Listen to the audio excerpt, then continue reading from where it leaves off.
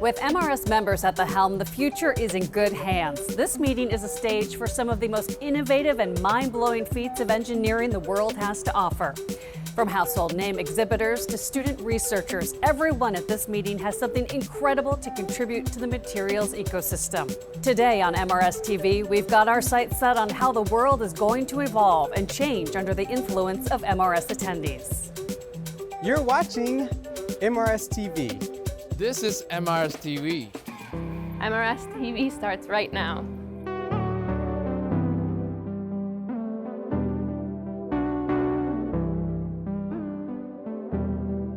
I'm Katie Brace, back for one last episode of MRS TV for this year's spring meeting.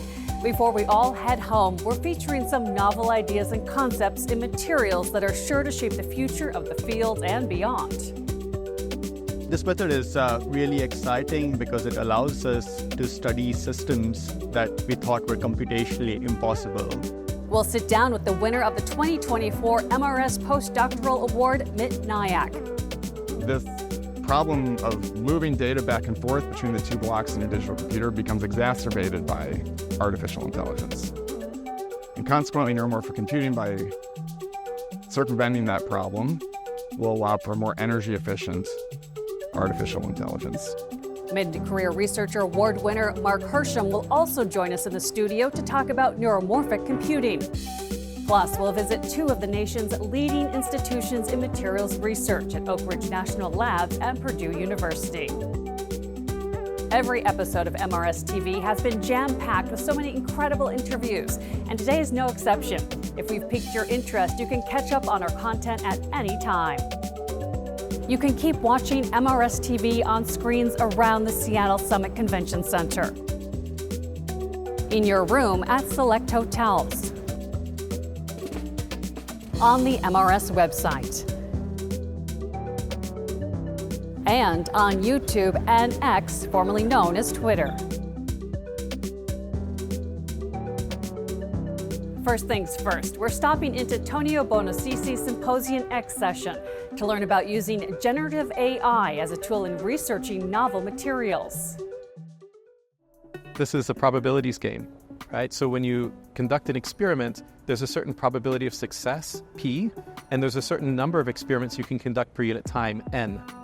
And so we need to increase both the P by developing better generative design algorithms that focus the limited experimental bandwidth on the most promising candidates and really identify those diamonds in the rough, those needles in the haystack. And we also need to increase N, meaning the throughput, the experimental capacity, how many samples we can make and characterize and deliver high quality information, not just garbage in, garbage out. So it's increasing P, increasing N. That's achieved by that balance between computation and high throughput experimentation integrated into autonomous lab settings. If you think about the challenge of discovering a new material, you have order 10 to the 10 inorganic crystalline stoichiometric solids and order 10 to the 100 organic materials. Down selecting that huge number to a number that is experimentally tractable, and then repeating each candidate material under different reaction conditions to be able to test it properly. That is the challenge. So it's a down selection process. And if you think of it as a state space, you're going from a state space of 10 to the 10, 10 to the 100, down to order 10 to the 3. That down selection process, if done well, can focus our limited experimental bandwidth on the most promising candidates, accelerating the rate of new materials discovery. If it's done poorly, we spend a lot of time and yield no results at the end of the day. The challenge is we don't yet know how exactly to do this down selection. And so we're at the stage of coming up with hypotheses for how we can down select. Is it using a pure play neural network, a generative design algorithm, a diffusion variational autoencoder, or is it brute forcing our way through ternary phase diagrams, applying series of filters, or is it taking known compounds and modifying them using a genetic algorithm approach? We don't know exactly which path might yield success both in the near term, but also transformative success in the intermediate and long term. And so we're attempting various ways of solving the problem and doing the experiments and seeing which pathway yields the greatest rate of progress per unit time and investment in different material subcategories. I think what makes this really hard is in, say, drug discovery, you have a limited number of atoms and a limited number of synthesis methods to access a wide range of different small molecules. In inorganic crystalline solids, we have specialized synthesis and characterization tools for each materials class. The tool that I will use to make phosphides is not the same that I will use to make halides. And so it naturally forces a certain amount of speciation and specialization in each laboratory. So our ability to cross-pollinate and learn from each other is more limited. I think forums like this at the MRS allow us to come together as a broader community, share learnings, and hopefully accelerate the learning in each of our sub-communities. The vision long-term is to be able to take a grand challenge problem that demands a material with, let's call them, a variety of constraints, many of them contraindicated. So for example, a material with high electrical conductivity but poor thermal conductivity. Usually those two parameters scale together. If you want to break that symmetry, you have to really think out of the box. So coming up with an algorithm that will guide the experimentalist toward the most promising candidates, that's the ultimate vision. Working backward from there into near-term wins, I think the nearer-term wins, honestly, are with simpler problems that might demand smaller modifications around what actually works today. So we're drawn by that long-term vision, we're drawn forward toward it, but we need to think practically, what is a laddered approach that will get us toward that big win? What are some of the small intermediate wins that we can have along the way that will sustain the enthusiasm, the funding, and allow us to assess whether we're realistically making progress toward a larger goal? I think what draws a lot of researchers to the field of autonomous research is this idea of acceleration. They want things to go faster. We're all frustrated at the slow rate of progress in manual processes. But that also can trip us up, because to realize an autonomous lab takes a lot of patient investment, and the return on investment looks a lot like an S-curve. You put in a lot of time up front before you start seeing the results. When the results start coming, they're amazing, but it takes a long time. A lot of people don't realize this. They get into it thinking, oh, accelerated, I'm going to get accelerated results. And it's not the case. If you move with too much haste, you wind up tripping up. In Cantonese, there's an expression, yok chok sapata, which means move with haste, don't reach. I myself, as a technical manager and at times a practitioner of this field, I've made an abundance of mistakes myself. Even as recently as a year ago, I was overly optimistic about how fast progress we could make. And this ended up tripping up our team in terms of how we managed our projects and delivered on our results. So I think this is also an opportunity to share some of those stories, to make it accessible to everybody. I think we can all resonate with certain shortcomings and learn from these experiences collectively so that we can do better executing research, planning research, and managing the research transition. We're now welcoming to the studio Mit Naik. Thank you so much for being here. And congratulations on being the recipient of the 2024 MRS Postdoctoral Award. Thank you. So how does it feel to have your work recognized by your MRS peers? It's great. I'm really honored to receive this award. And I think it wouldn't be possible without the support of really excellent advisors and collaborators. Yeah, thank you. And let's talk about your work, because a major development out of it is the pristine unit cell matrix projection method. What's exciting about this novel computational approach? Yeah, this method is really exciting because it allows us to study systems that we thought were computationally impossible. This method led to a computational speed up of 6 orders of magnitude to the original traditional method. And that's what's really exciting. So to give you a little background, calculating these optical excited state properties of materials is computationally really challenging. The scaling goes as order n to the power 4 with the number of atoms in your simulation unit cell. So it's really hard to do large calculations. And the calculations generally are restricted to about 3 to 100 atoms in a unit cell. And what we were attempting here was calculations on 2,000 to 4,000 atoms in the Moiré cell. And we are really taking a giant leap here. So the way we got around this computational bottleneck is by identifying a basis transformation that could really break this hard problem into small pieces, and we were able to coherently, as a linear combination, we were able to put these small pieces together, and we were able to get the electron-hole interactions of large Moiré supercells. Wow. So how did this work lead to the discovery of a unique charge transfer Moiré exciton? Yeah. So we were able to do these large calculations, and what came out from our calculations is this novel charge transfer excitons. So if you think about a simple monolayer transition dichalcogenoid, that's kind of the material that we are working with. The only type of exciton that you see is a one-year type exciton. And the one-year type exciton means that the constituent electron and hole are strongly overlapping in space and delocalized. But and that was the traditional thinking that if you have a monolayer, you can only have one-year excitons.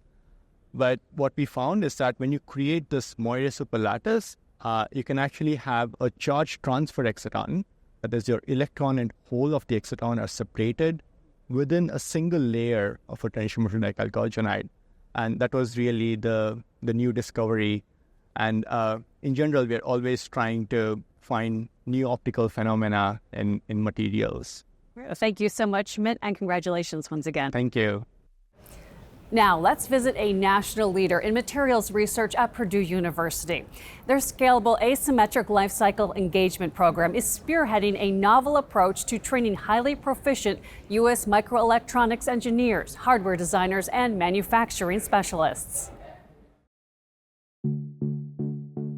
Microelectronics are at the heart of everything that we do today. The demands of defense industry and government employers have been increasing very rapidly. SCALE is a microelectronics workforce development project. Our goal is to increase recruiting and to have a very highly qualified and diverse cohort of students who are interested in microelectronics as a career option. SCALE is a public-private academic partnership that consists of over 20 universities in the US and over 40 employers in the defense industrial sector. What's unique about this is that a lot of these topics are so new that there aren't even textbooks with them yet, or there aren't opportunities within their curriculum to learn about these. And so we're really saving them years of post-degree to learn these skills by equipping them now.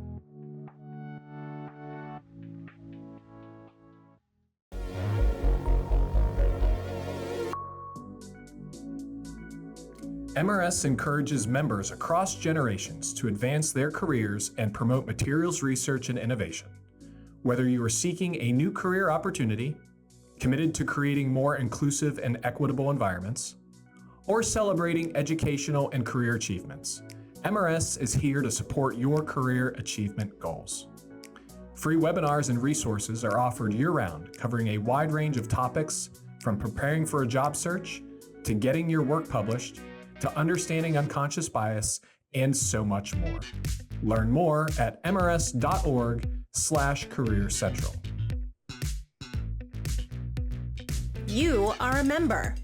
Your registration for the spring meeting includes a one-year complimentary MRS membership beginning July 1st. That also means you have free electronic access to all MRS journals and will receive discounts on registration for future meetings and workshops. Visit engagemrs.org to find out how your organization can team with MRS to reach the materials science community. Find out more about exhibit and sponsorship opportunities, our corporate partner program, webinar sponsorships, bulletin advertising, and more.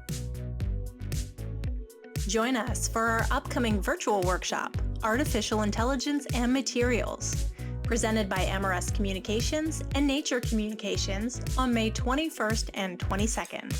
Topics covered include new AI methods and approaches, computational models, science and engineering domains, materials development, and applications with new ecosystems, including advanced manufacturing. Each day will feature keynote presentations and a panel discussion with experts from academia and industry in the field. To find out more, Visit mrs.org/artificial intelligence and materials. Don't miss the 2024 Spring Virtual Meeting. Enjoy a full suite of live and on-demand talks from May 7th to May 9th. Tune in to live virtual presentations featuring fresh content and Seattle highlights. Connect with peers and access on-demand content from select symposia. The on-demand content will be available for viewing in the virtual platform until June 15th.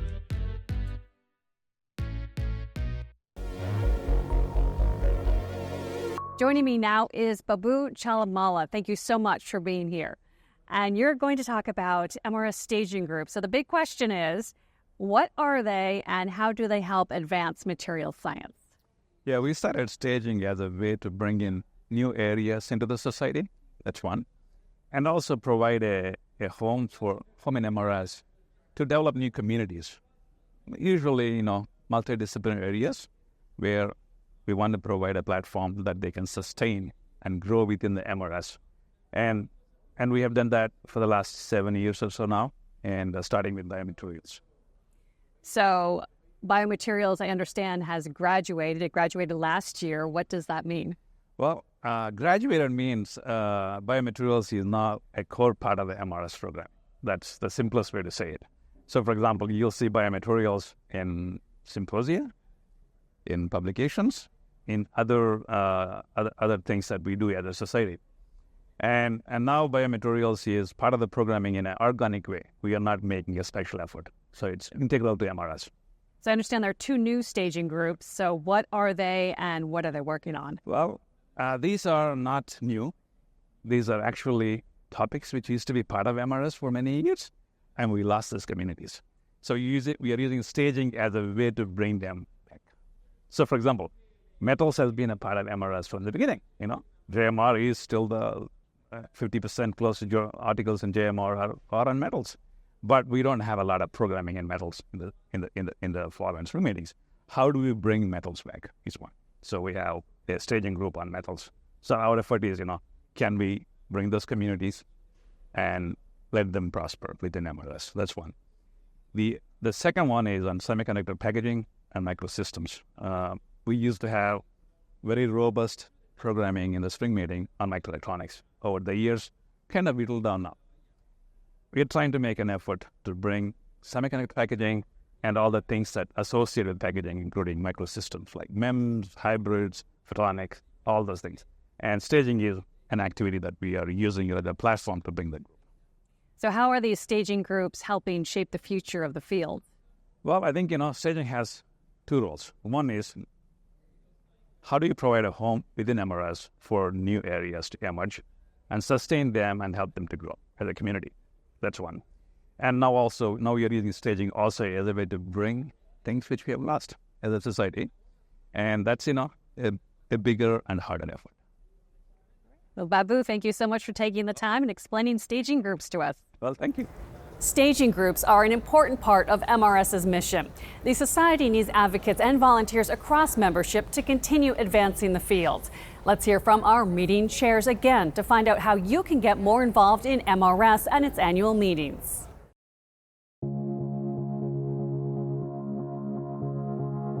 I hope our attendees will, take the chance to gain some perspective on how their work complements and overlaps with their colleagues.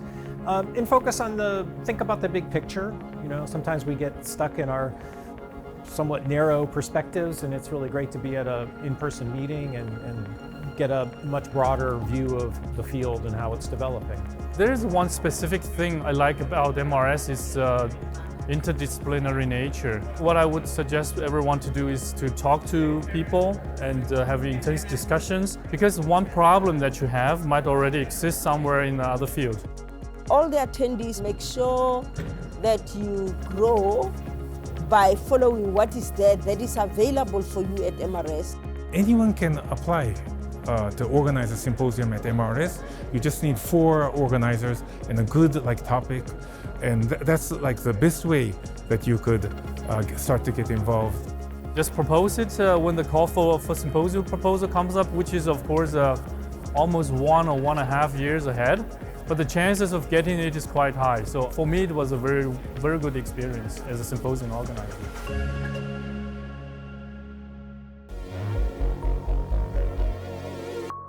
Joining me now is Qian Chen. Thank you so much for being here. Thank you, Katie. And congratulations on being the recipient of the 2024 Outstanding Early Career Investigator Award. Thank you. So how does it feel to have your work recognized by your peers here at MRS? Oh, I feel happy and empowered. As a faculty, I grew up in this MS community. I was able to keep learning from my peers. I keep reinventing my research. My role in MS is also evolving from a speaker to a symposium organizer to the co-chair of next spring MS meeting. So I feel greatly inspired to continue working with the community to foster new ideas, new vision, and new impacts. I'd like to also give a big shout out to my home department, the Department of Material Science and Engineering at University of Illinois. Thank you for all your support. Excellent.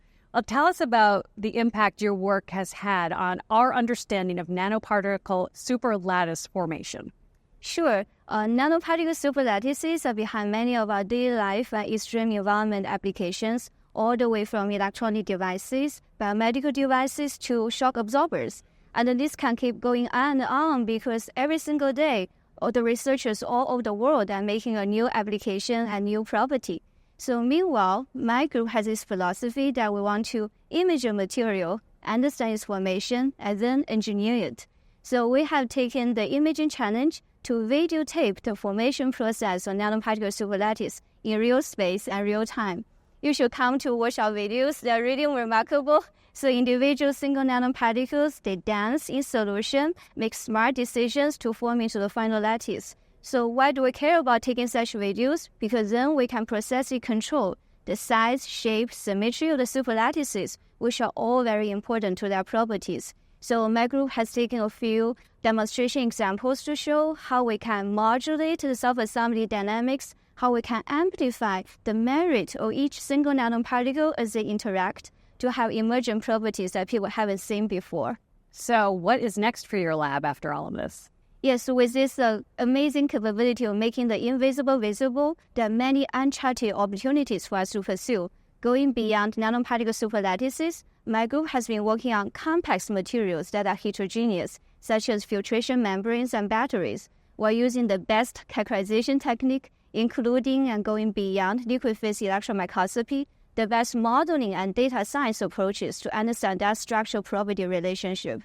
The same argument can also be extended to biological systems. So my group just published our first paper on liquid phase electron microscopy imaging of protein solutions. So from those videos, we hope to understand the complexity of biological systems from protein to cells to understand how our brains work, how our immune system respond.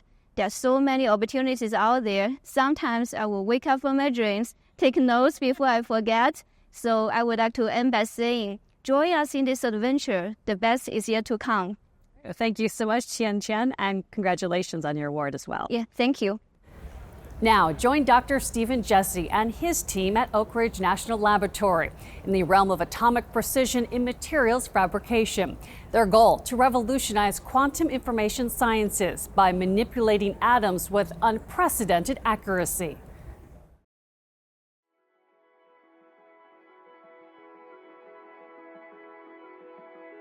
The goal of our project is to build materials with atomic precision and do this for quantum information sciences, or QIS. However, we currently lack technology to control atoms well enough in materials to create the defects we want and where we want. And this is what we are aiming to do in this project. We are seeking ways to use the scanning transmission electron microscope, or STEM, to do this. Now, one of the advantages of the STEM, as we call it, is that it gives you an image which really looks like a photograph of your sample. And so you can really get more of the details of the structure and perhaps even some of the three-dimensional information about your sample at or near atomic resolution. The end goal is to be able to build the technology of the future. What we would like to be able to do is, in practice, put all the atoms where we want and experimentally see what happens when you arrange the atoms in that way. And so we're a long ways from being able to do what the theorists can do, but we're making steady progress in that direction.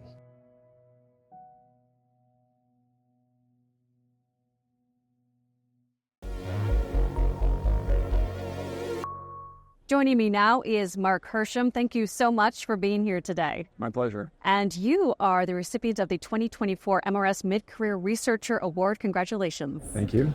So what has happened to the rate of improving performance of computers in recent years? Yeah, there's two major factors. The first is power consumption.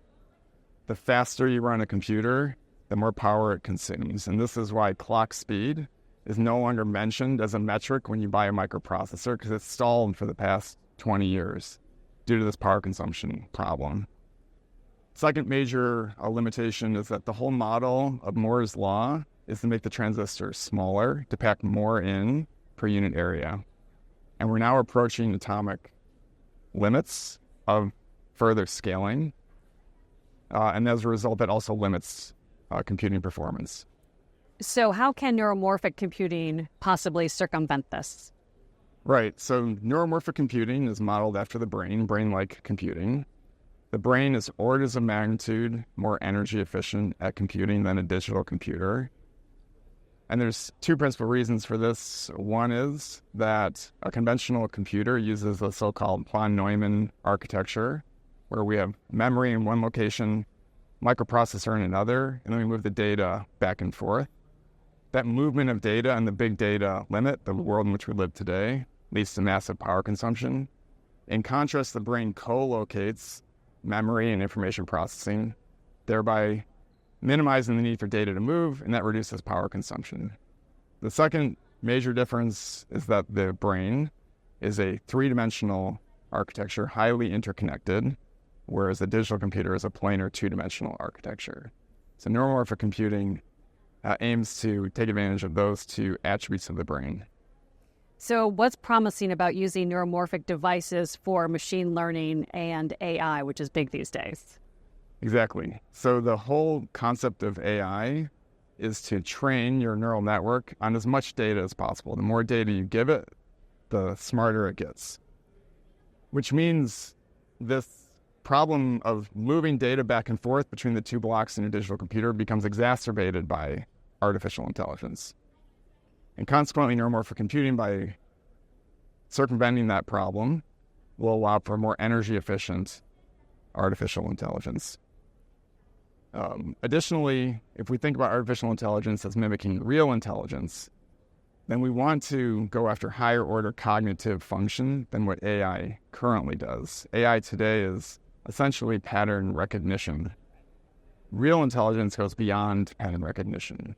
And if we're trying to mimic real intelligence, we should use a hardware platform that we know works, the brain. And as a result, neuromorphic computing will not only enable more energy-efficient AI, but more advanced AI. Thank you so much, Mark, and congratulations once again. Thank you.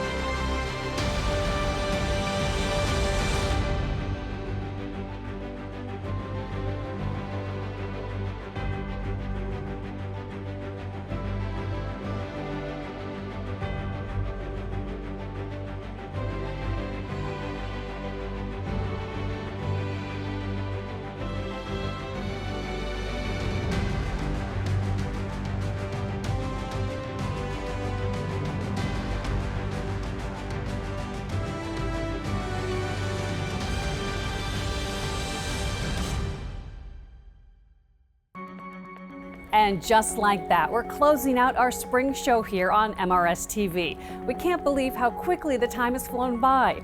Every episode was filled with so much amazing content that you can revisit at any time.